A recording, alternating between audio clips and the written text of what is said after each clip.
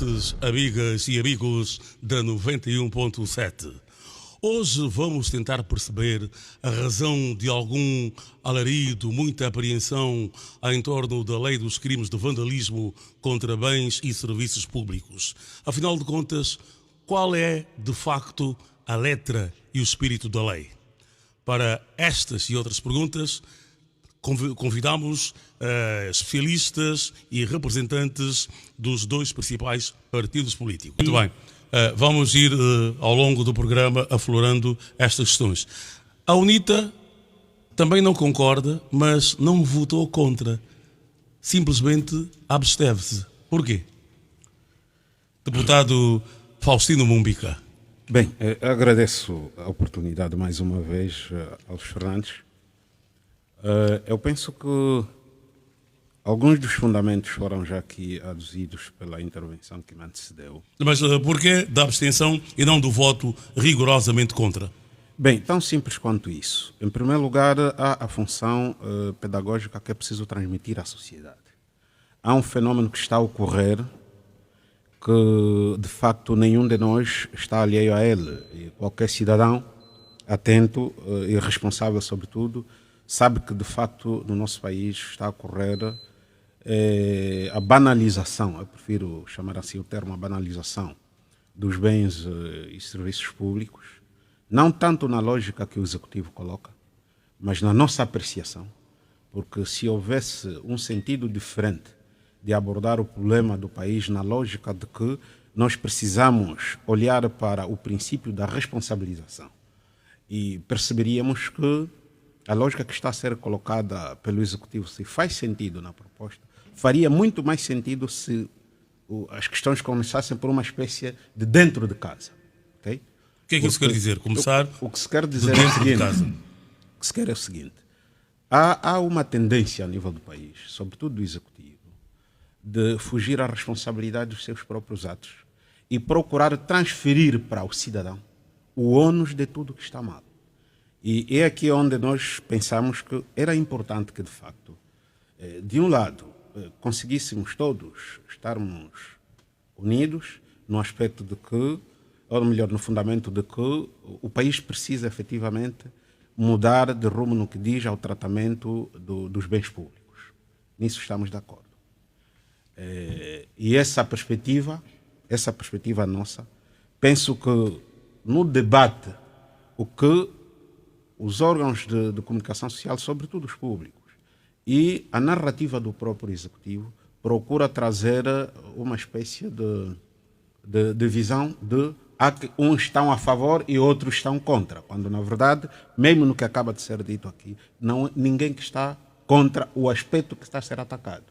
Agora, é facto que é notória uma certa tendência de se aproveitar este objetivo para outros objetivos que a nós é o que mais preocupa. Por não esta quer razão, ser mais concreto, como forma de mais chamar a atenção, que outros objetivos, na ótica da UNITA, estarão por detrás daquilo que está plasmado nesta lei? Bem, o primeiro elemento que eu podia trazer aqui prende-se sobretudo com os antecedentes. Nós notamos uma tendência da parte do Executivo de procurar cercear as liberdades. Essa tendência se agravou sobretudo de 2022 para cá. Agravou-se isso. E olhamos iniciativas como no âmbito da Lei de Segurança Nacional, no âmbito da Lei das organizações não governamentais, no âmbito da Lei da Segurança Nacional, penso que já me referi, etc. E o mesmo estamos a sentir também no âmbito desta lei. E aqui um aspecto que nos chama a atenção, por exemplo, o âmbito da aplicação da lei. No âmbito da aplicação da lei, olha-se para a responsabilização da pessoa coletiva por atos que podem ser praticados por indivíduos, em muitos casos até bem identificados. E o mais grave, que pode ser um indivíduo não necessariamente pertencente a uma associação cívica, a um partido político, etc., etc., que está no exercício de um direito, que é fundamental, que a Constituição garante, okay? Mas que, por intenções de quem está a formular a lei, pode criar perturbação, como nós já vimos muitas das vezes. Vamos lá ser mais claros, deputado Faustino Mumbica. A lei diz claramente que a pessoa coletiva, isto é, o promotor, financiador de atos considerados de vandalismo, também deve ser responsabilizado. É contra isso que a UNITA se está a expressar? Não é contra isso. O que a UNITA quer chamar a atenção, e é preciso cautela, porque essa lei não está feita contra, ou seja, fora da nossa realidade, ok? E todos nós temos uma experiência do que tem acontecido no país. E nós estamos a procurar chamar a atenção que, de facto, não há vazio legal, primeiro aspecto. O segundo aspecto, estando-se com a intenção de agravar as penalizações e o modo como está-se a procurar, inclusive transferir responsabilidades, o que contraria em certa medida também os próprios princípios da lei, a nos chama a atenção. Por quê? Porque é assim, nós sabemos que o país dispõe, um exemplo concreto, o caso de Luanda, e algumas 2 ou mais 3 províncias. O país dispõe de certas condições que permitem identificar facilmente, em casos de vandalismos, o que aconteceu numa determinada rua. Está a referir-se às câmaras exatamente. do A minha sismo. questão é, por que há esta tendência, esta intenção tão... Não é tendência, está plasmado no Exato. artigo que a pessoa objetiva, coletiva também deve ser responsabilizada.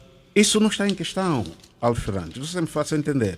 Para mim, o que está em questão é que a pessoa coletiva, um exemplo, uma associação, um partido político promove uma manifestação nos termos da Constituição. E foi aqui bem dito que, felizmente, em termos de manifestações, pelo menos daquelas que acompanhei e outras participei, nunca tivemos neste país manifestação com perturbações a título de provocar vandalismo, etc, etc. O que tem havido, de facto, é muitas tentativas de provocar vandalismo dentro das manifestações, mas por pessoas que são depois identificadas. É a sua intervenção inicial. Não, mas eu não vou retirar-lhe a palavra. Vou dar-lhe apenas um dado para a nossa memória coletiva. Nós tivemos uma manifestação, estamos em 2024, certo? Acho que foi em 2022, em janeiro, na zona do Benfica, em que foi incendiado um autocarro do centro de hemodiálise, e também um comitê do MPLA. Isto não se enquadra na definição de ato de vandalismo? Ali estamos de acordo, mas a minha questão é... Só um minutinho, Jaime, deixa-me botar ali estamos de acordo, mas a minha questão é, as pessoas que provocaram o vandalismo estão ou não estão identificadas? A polícia, creio que os identificou. Exatamente. São responsabilizadas. Essa é que é a grande questão. Agora, o que é perigoso, reparei o que aconteceu, ok? Sair-se de um ato tão enquadrado para se procurar transferir responsabilidade para terceiros. Foi levantadas conotações à UNITA, foi levantado, etc, etc. É isso que eu estou a dizer. Sim, mas a grande questão, e vamos ser rápidos, deputado Bombica, porque os outros convidados ainda não usaram da palavra, a grande questão é que se essa lei já estivesse em vigor naquela data, a UNITA seria responsabilizada. Não, deixa só. Não, estou a perguntar. Não, é pergunta muito bem feita, deixa só situar. Aquela manifestação que levanta... Foi no dia 11 de janeiro. Aquilo era uma greve dos taxistas. Primeiro, foi uma greve dos taxistas. Que teve como propósito a nenhum taxista afiliado àquelas associações a trabalharem naquele mesmo dia. E era isto. Houve aproveitamento por parte de quem nós não sabemos. O comitê do MPLA, o autocarro de hemodiálise foi carbonizado de frente a uma esquadra policial. Nós nunca vimos isto. Nós, antes mesmo da concentração, a polícia ataca-nos com todos os meios desproporcionais. Mas naquele dia, nem o comitê, nem a esquadra conseguiu, havia pessoas para acautelar aquela situação. Mas o dado curioso é, pegaram esta imagem do autocarro a ser vandalizado, o termo que eles querem aplicar, apelidar a isto, rotularam a imagem de um ativista cívico, que é o Luther King. Luther King, havia uma peça passada pela televisão pública de Angola, paga com o dinheiro de todos nós, que rotulou o ativista como sendo o protagonista daquele ato. 2 semanas depois foi detido, ficou mais de 1 ano preso. Isso ninguém quer falar. Quer dizer, o Luther King não é nem taxista, e nem, não faz parte de nenhuma sessão dos taxistas. No dia da manifestação esteve em casa. Sim, ainda é interessante que é preciso clarificar.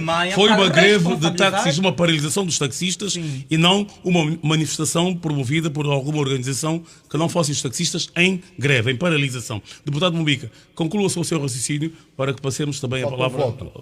Diga? Falta o voto. Porquê que votaram?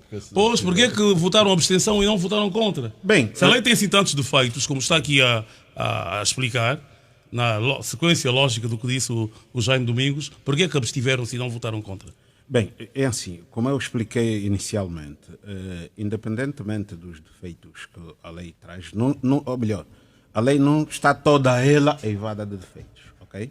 Não está toda ela eivada de defeitos, mas tem alguns artigos que eu poderia referir, já me referi aqui do artigo 1º, 2º, 3º, 4º, 5º, 6º, 8º, o 9º, 19º e o 21º. Portanto, que tem algumas ambiguidades que de facto precisam de alguma cautela, pelas razões que já estamos aqui a fundamentar. Portanto, uma delas é essa que eu me referi, da transferência, de uma tendência de transferência de responsabilidade, ok? De um singular para um coletivo. Transferência de responsabilidade do autor para o promotor. Não, a questão até não é para o promotor. Essa que é a grande questão. Sim, mas tem que ser mais claro, deputado Mombica, porque não estamos a conseguir perceber.